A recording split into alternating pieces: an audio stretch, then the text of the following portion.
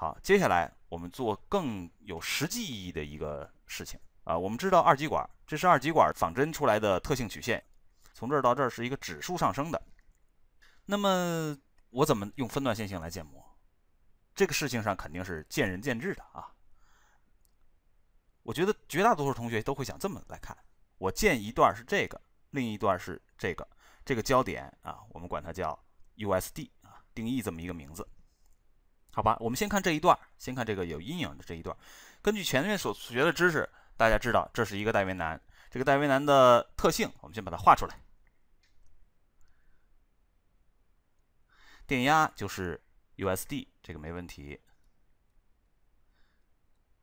这一个电阻，那么电阻大概是个什么量级呢？你通过这个仿真能分析出来吗？电压从这儿到这儿大概变了 0.5 伏，电流从这儿到这儿大概变了 0.1 安，所以它大概的量级是几欧这么一个量级。好，这个观点都很工程啊，当然也很重要。那么这个部分是一个戴维南，但是它不是完整的戴维南，完整戴维南要往下走啊，我们只有部分的戴维南啊，只有这个部分。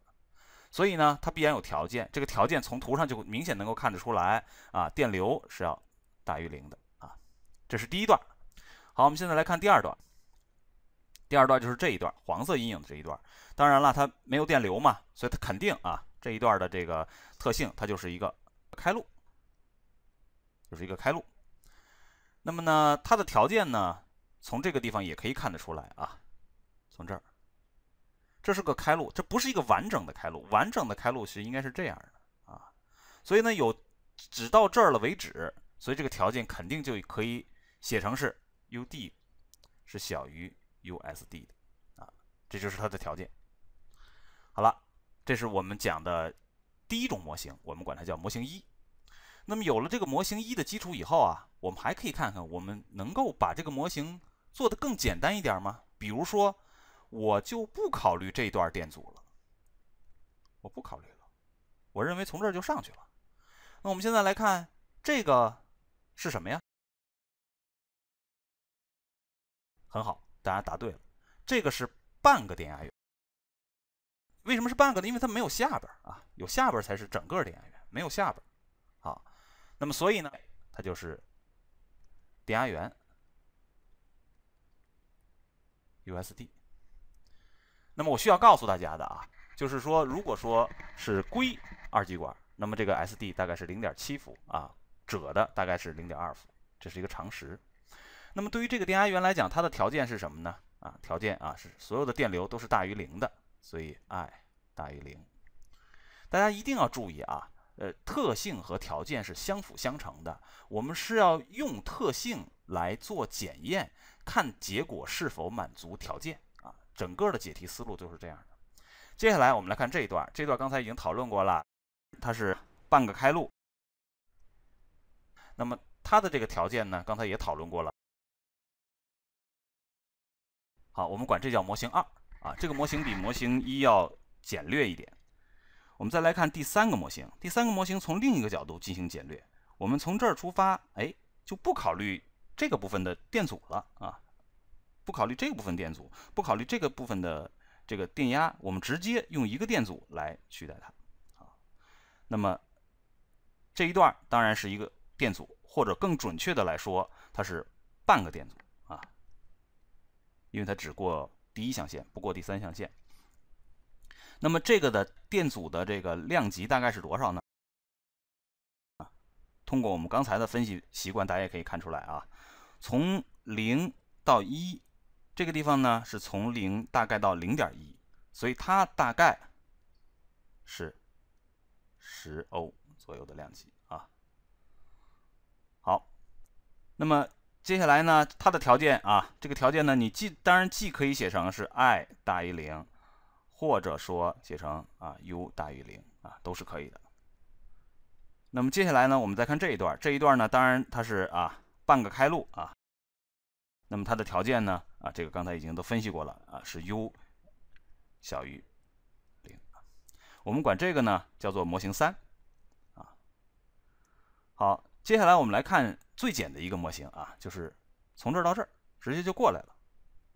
那么先看这个，这个在我们此前的讨论中已经见过很多次了啊，这就是半个短路线。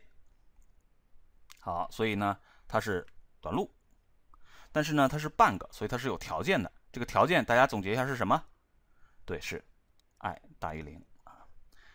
另外这个部分呢，黄色阴影部分呢，它是半个开路，这个我们刚才已经讨论很多了，所以它是这样的。那么它的条件呢是ud 小于0。好，我们管这个叫模型4，或者说呢更明确的说，管这个叫理想二极管模型，因为它已经非常理想了，要么是短路，要么是开路啊。好，接下来我们用这个理想二极管模型来做一个例子，就是这个例子是什么呢？这是一个电压源给一个电阻和一个这个二极管来串联，那么实际上就是给这个电阻供电。那我们来分析一下，用刚才的假设检验方法来分析一下这个电阻上的电压是个什么波形。我们用假设检验方法来做啊。那么如果说是短路的话如果说是短路，条件一定是 i 大于0。那我们现在就假设短路吧。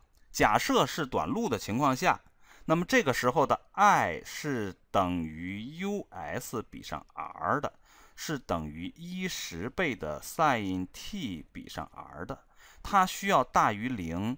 我们知道 r 是大于0的，那什么样的情况下才能使得 i 大于0呢？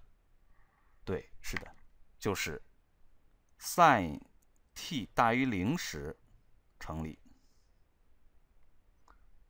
好，那么如果说它是开路，如果说它是开路的话，意思就是说这儿断开啊。那么这儿断开的话，那于是 us 全部都加在这个 ud 上了。那么开路的条件 ud 是要小于0的，所以 ud 等于 us 等于1/10倍的 sin t 是要小于0的。那10倍 sin t 小于0的条件是 sin t 小于0。OK。那么于是我们就分析完了，也就是说什么呢？ sin t 大于0的时候，这个二极管是一个短路；那么 sin t 小于0的时候呢，这个二极管呢是一个开路啊。那么具体我们更关心的加在这个电阻上的电压 sin t 大于0的时候它是 us， sin t 小于0的时候它是0，因为整个的这个二极管在这时候是个开路。